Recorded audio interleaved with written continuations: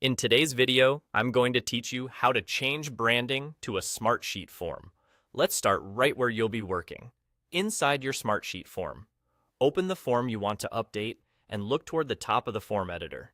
You should see the default Smartsheet branding, typically the standard look and feel that comes out of the box. This is the area you'll use to control how your form looks to your respondents. Here's the key thing to know up front.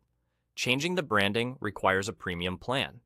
If your account doesn't include that level, you'll still see where the branding option lives, and you can click it, but you won't be able to apply the changes without upgrading.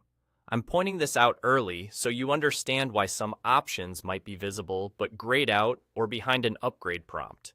Go ahead and click the branding area at the top of the form. This action takes you to the spot where branding controls are managed. If your plan includes the feature, this is where you can update the form's look. Usually things like your organization's logo, header style, and color accents so the form matches your brand. If your plan does not include branding, you'll likely see a message explaining that an upgrade is required to make those changes live.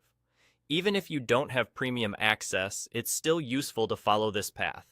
You'll learn exactly where the branding controls are located, what they're called in the interface, and how you would apply them if your account had the right permissions. That way, if you're evaluating whether to upgrade, or if you need to request access from an administrator, you'll know precisely what to ask for and where it will appear. A couple of practical tips while you're here. Take note of how the default branding looks on your form before making any changes, so you have a reference point. If you have access to branding, preview your form after adjusting it to confirm that text remains readable and that colors meet accessibility standards. Keep your branding simple and consistent so your respondents immediately recognize the form as coming from your organization.